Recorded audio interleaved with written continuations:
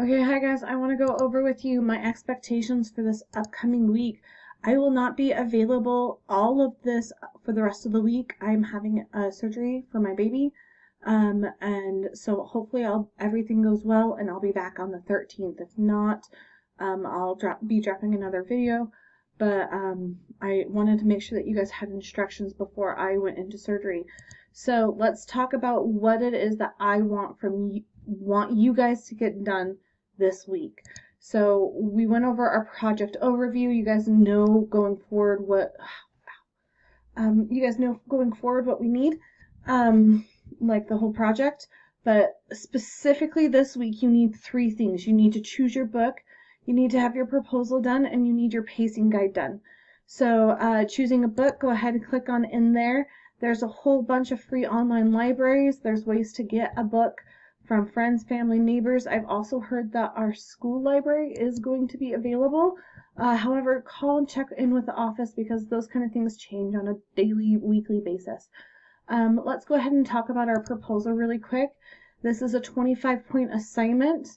It has the instructions. That's just the overview. You're going to click on this link here and it's going to bring you to a blank template. This blank template, I went ahead and started mine. Anything that's italicized in this blank template, that's what you're supposed to be writing there. So you're going to put in like your title project, your topic idea. If it's italicized, that's what you should be writing. So my idea is that I'm going to collect a book of poems. What books do I plan to use with that? Well, I have about 30 different books here in my house that are poetry books, so I'm gonna go through and read some of those and find my favorite poems out of them. But maybe you have a different companion book. Maybe your companion book is a owner's manual for a Chevy truck. Maybe your companion book is a fictional book that you've always wanted to read.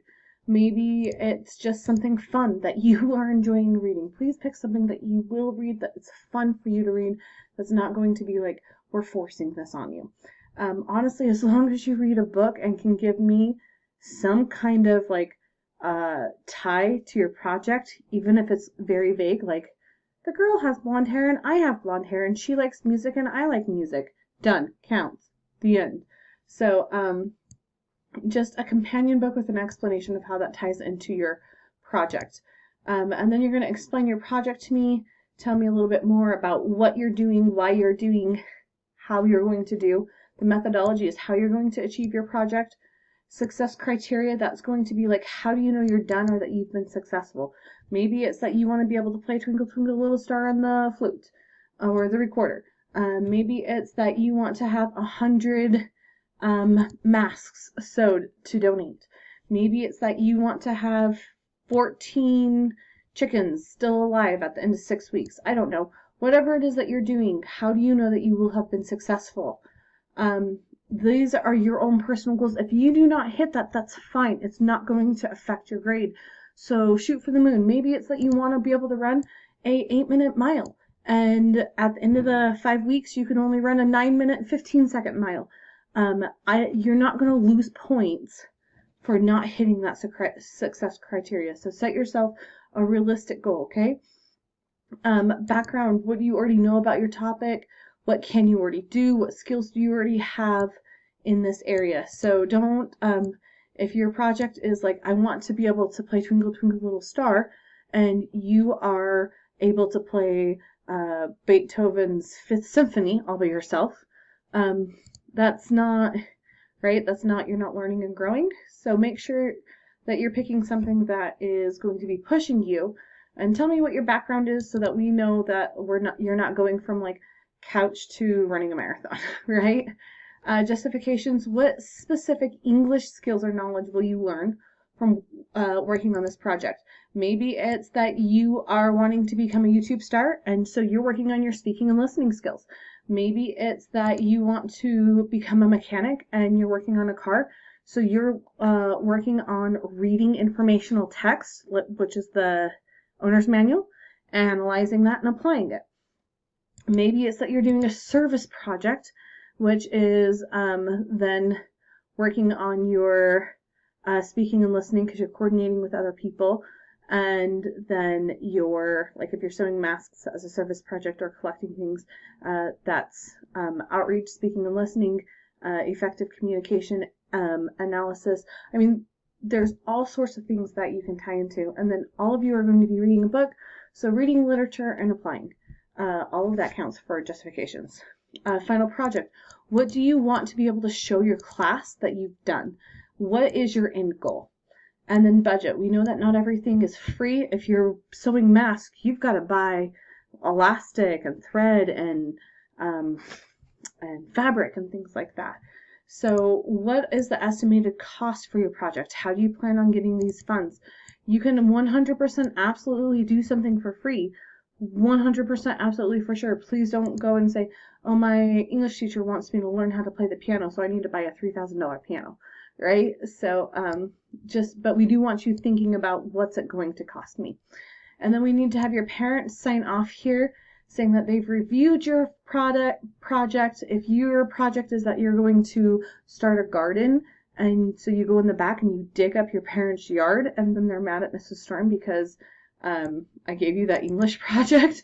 That's not great. So we want your parents to sign off that they know what you're doing and that you have those resources and that they're okay with that, especially if you're doing something around the house. And then having your parents sign off that this is something different than what you've already been working on.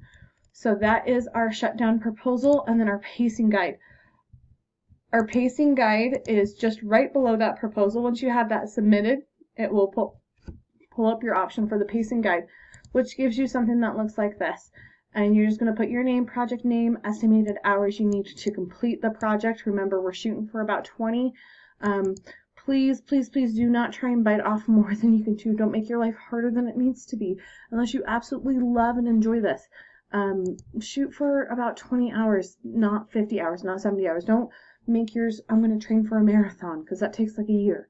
Right? So pick something that is accomplishable within this time. And then you're going to set specific goals for yourself. So you're going to say, okay, well, I'm starting here, and then by the end of this week, I maybe want to have my book, and I want to have a cover drawn. Or by this week, I want to be able to run a 12-minute mile, and by this week, I want to be able to run an 11-minute mile. And by this week, I want to run a 10-minute mile, whatever it is, right? So set realistic goals for yourself, put them in the pacing guide. This is just something for you to keep yourself on track. If you'll notice, it ends on the 16th, because by the 16th, your project should be complete. We have weekly check-ins that we're doing every single week. Check-in, check-in, check-in, check-in, check-in. So don't skip those and miss those. So maybe put those in on your pacing guide too, put in some of the due dates, and set goals for yourself. But that's the pacing guide. So those are the 3 things I want you to get done. Pick a book, pick a project and write up a proposal, and your pacing guide. And those 3 things need to be done by the 12th before we jump in on the 13th. If you guys have any questions about those, unfortunately, I'm probably not going to be able to get back on the computer for a little bit after the surgery.